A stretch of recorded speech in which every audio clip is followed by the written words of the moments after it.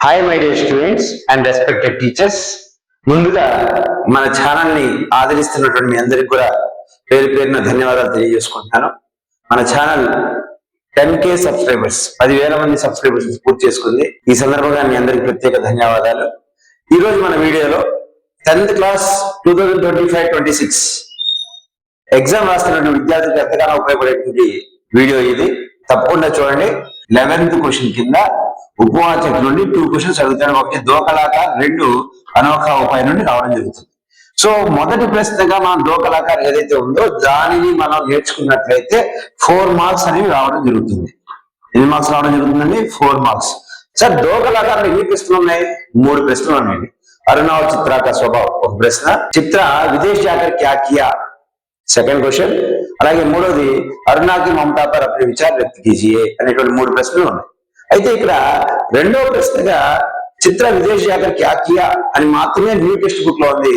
అదే old text book లో అయితే విదేశ్ జాకర్ క్యా కియా అన్న తర్వాత आपके विचार में చిత్ర విదేశ్ జానా సహీ హై యా గలత్ క్యో అని కూడా ఇవ్వడం జరిగింది. సో దాని ఆన్సర్ కూడా మనం నేర్చుకున్నట్లయితే ఒకవేళ ఓల్డ్ క్వశ్చన్ కనుక వస్తే రాయడానికి అవకాశం ఉంటుంది. ఇక్కడ మీరు గమనించినట్లయితే మొత్తం 3 ప్రశ్నలు నేను ఇప్పుడు ఒక అరుణాక స్వభావం అని ఒక సైటింగ్ పెట్టి రాశానండి. అలాగే దాని కింద చిత్రాక స్వభావం రాస్తే ఫస్ట్ క్వశ్చన్ కంప్లీట్ అవుతుంది. అయితే నేనేం చేశానంటే ఈ అరుణాక స్వభావం అన్న ప్రశ్నని కనుక చదివితే థర్డ్ క్వశ్చన్ కూడా చదివినట్టేనండి. అరుణాకి మమతా పర్ అప్నే విచార్ బతాయి అనే ప్రశ్న కూడా కంప్లీట్ అవుతుంది. ఈ ఆన్సర్ కనుక చదివితే ఫస్ట్ క్వశ్చన్ లో ఆఫ్ అవుతుంది, అలాగే థర్డ్ క్వశ్చన్ కంప్లీట్ అవుతుంది. సో 1.5 క్వశ్చన్ కి ఈ బోర్డు మీద కనబడుతున్నటువంటి ఆన్సర్ 1.5 ప్రశ్నకు సంబంధించింది. ఇంకోసారి క్లియర్ చెప్పనండి. ఈ అరుణాక స్వభావం అనేది మొదటి ప్రశ్నలో సగం, అలాగే ఈ ఆన్సరే థర్డ్ క్వశ్చన్ కి రాస్తే సరిపోతుందని ఇంకా కొత్తగా నేర్చుకోవాల్సిన అవసరం లేదు. సో చూద్దామండి. ఇక్కడ ఎప్పుడైతే షార్ట్ క్వశ్చన్ రాసేటప్పుడు మధ్యలో మనం 11th క్వశ్చన్ పెడతాం, ఆ అని పెడతాం. పాఠ దోకలాకారం రాయాలండి. విధ కహాని, విధ ఏంటంటే కహాని. లేఖిక మన్ను బండారి అని రాయండి. లేఖిక మన్ను బండారి. సో ఇక్కడ గమనించినట్లయితే ముందు ఇంట్రడక్షన్ ఇచ్చారండి. అరుణ చిత్ర దోనో అచ్చి సహేలియా హై. సహేలియా, సఖియా, మిత్ర ఇద్దరు కూడా మంచి స్నేహితులండి. ఎవరు? అరుణ మరియు చిత్ర దోనో అచ్చి సహేలియా హై. వీళ్ళిద్దరు ఏక హాస్టల్ మే రహతీ హై. వీళ్ళిద్దరు ఎక్కడ ఉండేవాళ్ళండి? ఒక హాస్టల్లో ఉండేవాళ్ళు. లేకిన్ కానీ దోనో కా స్వభావం అలగ్ అలగ్ హై. ఇద్దరి స్వభావం వేరుగా ఉండేది. మొదటి ప్రశ్న ఏంటంటే అరుణ और చిత్ర కా స్వభావం. సో అందుకే సైడింగ్ పెట్టాను అరుణ కా స్వభావం. బోర్డు మీద రాయడానికి నాకు స్పేస్ లేక నేను ఇక్కడ రాశానని మీరు ఇలా రాయొద్దు. ఈ పాయింట్ ని తీసుకొచ్చి ఇక్కడ రాయండి. అరుణ సమాజ్ సేవిక హై. ఫస్ట్ పాయింట్ దీని కింద ఉండాలండి. స్పేస్ లేక నేను అక్కడ రాయడం జరిగింది. అరుణ సమాజ్ సేవిక హై. ఫస్ట్ పాయింట్ నేర్చుకోవాలండి. అరుణ సమాజ్ సేవిక. అరుణకు సమాజ్ సేవ మే అధిక్ రుచి హై. రుచి అంటే ఇంట్రెస్ట్ అండి. రుచి అంటే ఇంట్రెస్ట్. అరుణకి సమాజ్ సేవ చేయాలనేటువంటి కోరిక ఎక్కువగా ఉంది.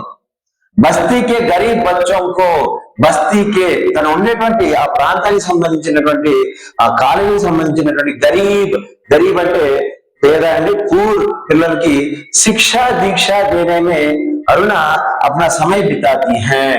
పిల్లలకి విద్యాబుద్ధులు నేర్పించడంలో తన సమయాన్ని ఎక్కువగా కేటాయిస్తూ ఉండేది. అలాగే బాఢ పీడితంకి వెళ్ళి, బాఢ అంటే వరద అండి, వరద పీడితుల కోసం చందా ఇకట్టా కర్తీ హై. వరద బాధితుల కోసం చందాన్ని కలెక్ట్ చేయడానికి మదత్ కర్తీ హై. అంతేకాదు ఆ ప్రాంతానికి వెళ్ళి వాళ్ళకి సహాయం కూడా చేస్తుందండి. అలాగే 5th పాయింట్ చూడండి. మృత భిఖారిన్కే పాస్ దో రహే దో బచ్చోంకో. చనిపోయి పడి ఉన్నటువంటి భిఖారిన్, భిఖారిన్ భిఖారి పుల్లింగ్ అండి, భిఖారిన్ స్త్రీలింగ్ అండి. భిఖారిన్ కి ఆ భిక్షకర్త యొక్క శవం దగ్గర పడి ఏడుస్తూ ఉన్నటువంటి ఇద్దరు పిల్లల్ని గోద్ లేతీ హై. గోద్ లేనా అంటే దత్తత తీసుకుంటుందండి, తన పిల్లల్లాగా తీసుకుంటుంది. और अपने बच्चों की तरह उनका लालन पालन करती है. తన సొంత పిల్లల్లాగా పెంచి పెద్ద చేస్తుందండి. उनकी माँ बनती है, వాళ్ళకి అమ్మగా తయారవుతుంది. और మమత్వ బాంతి హై. మమతని పంచుతుంది ఆ పిల్లలకి. తల్లిని కోల్పోయినటువంటి ఆ పిల్లలకి మమతని పంచుతుంది. పాయింట్ ఖచ్చితంగా రాయాలండి. అరుణ మే ప్రేమ్, కరుణ, దయ, వాత్సల్య, సేవ మొదలగు భావనలు మొదలు ఫీలింగ్స్ నిర్లిప్తమై ఉన్నాయి ఎవరిలో ఉన్నాయండి ఈ భావనలన్నీ, ఫీలింగ్స్ అన్ని అరుణాలో ఉన్నాయి. वह दूसरों के दुख से दुखी हो जाती है.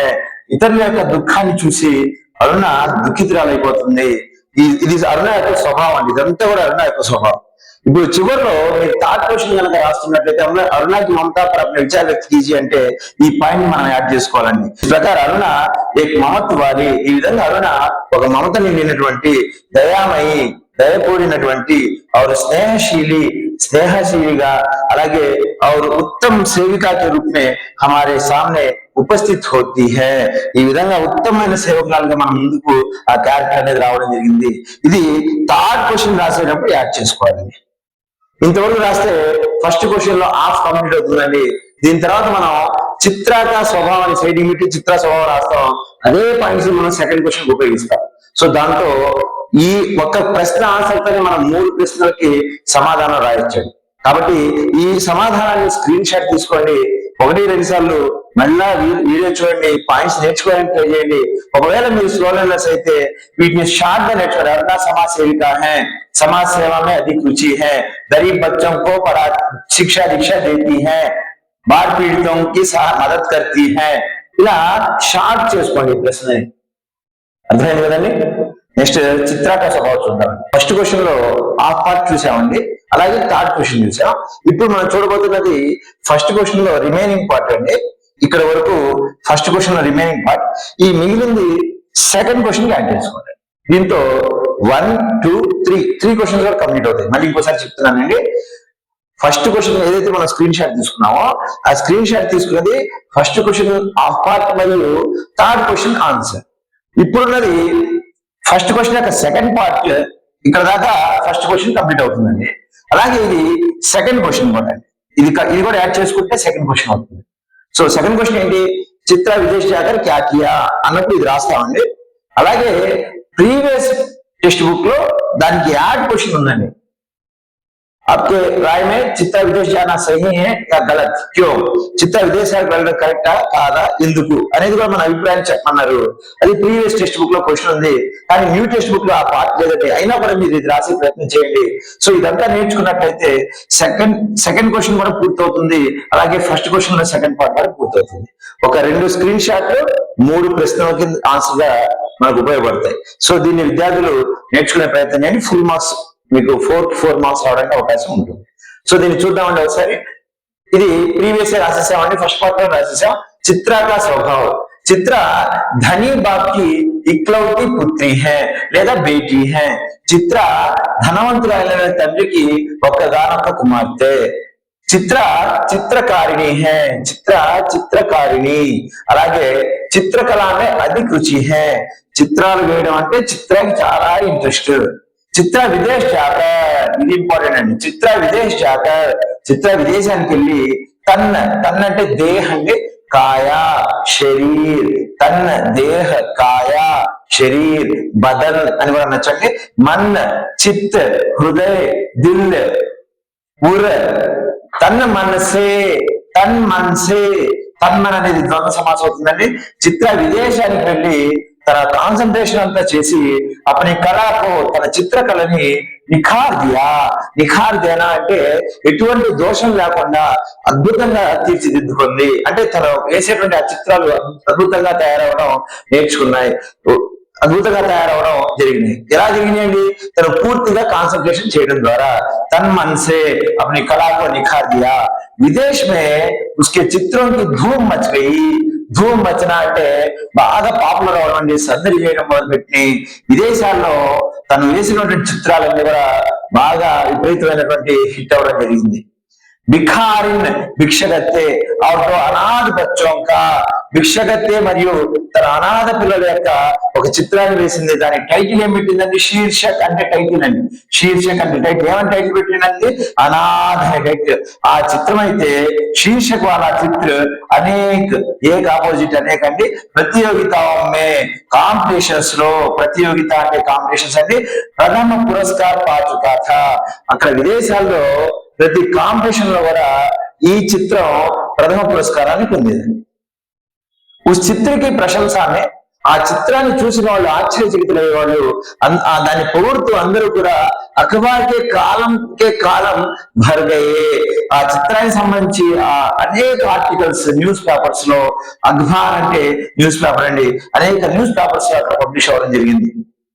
చిత్ర अपनी सारी भावनाओं को, మరి చిత్ర క్యారెక్టర్ ఎలాంటిదంటే తను కూడా ఫీల్ అవుతుండేది, కానీ ఆ ప్రతి ఫీలింగ్ ని కూడా अपने చిత్రం ద్వారా దిఖాతీ హై.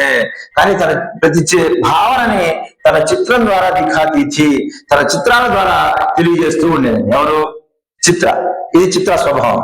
వహ अपने को ప్రేరిత్ करने वाले सारे दृश्यों को, తన మనసుకి ప్రేరేపించేటువంటి ప్రతి దృశ్యాన్ని కూడా వహ अपने చిత్ర కే లియే మోడల్ బనా దేతి. తన చిత్రానికి మోడల్ గా ప్రేరితమైనటువంటి ప్రతి దృశ్యాన్ని తీసుకువెళ్లి చిత్రంగా వేసేది, తన చిత్రానికి మోడల్ గా చూసుకునేది. ఇది చిత్రగా స్వభావం. మన విషయంలో ఇప్పుడు మేరే విచారమే, నా ఆలోచనలో, నా థాట్ లో, అకార్డింగ్ మై వ్యూ మే చిత్ర విదేశ్ జానా సహీ థా. నా అకార్డింగ్ మై వ్యూ చిత్ర విదేశాలకు వెళ్ళడం కరెక్టే. క్యోంకి, ఎందుకంటే ప్రతి ఒక్కరికి అంతే కదండి, మన కోరికల్ని మనం తీర్చుకోవాలనుకుంటాం. అదే విధంగా చిత్ర अपनी चित्रकला को निखार लाना चाहती थी, लाकर अच्छी चित्रकारनी बनना चाहती है. चित्रा अपनी चित्रकला को निखार लाकर अच्छी चित्रकारनी बनना चाहती है. చిత్ర తన కళని బాగా మెరుగుదిద్దుకొని గొప్ప చిత్రకారిణిగా పేరు తెచ్చుకోవాలనుకుంది. వహ अपनी आशाओं को सफल बनाना चाहती है. తను కలిగినటువంటి కళలు, ఆశల్ని పూర్తి చేసుకోవాలనుంది. కాబట్టి తను చేసిన తప్పు కాదండి. ఈ విధంగా మీరు స్క్రీన్ షాట్ తీసుకోండి. సో ఇదే ఫస్ట్ క్వశ్చన్ కి సెకండ్ పార్ట్ అవుతుంది, ఇదే సెకండ్ క్వశ్చన్ ఆన్సర్ అవుతుంది. ఇందాక మనం రాసింది ఫస్ట్ క్వశ్చన్ యొక్క ఫస్ట్ పార్ట్, అలాగే థర్డ్ క్వశ్చన్ ఆన్సర్. ఈ వీడియో మీకు నచ్చింది అనుకుంటున్నానండి. మరలా మీరు అర్థం కాకపోతే మరలా ఒకసారి చూడండి. మరిన్ని వీడియోస్ కోసం రెహమాన్ హిందీ టీచర్ ఛానల్ ని లైక్ చేయండి, షేర్ చేయండి, సబ్స్క్రైబ్ చేయండి. ధన్యవాదాలు.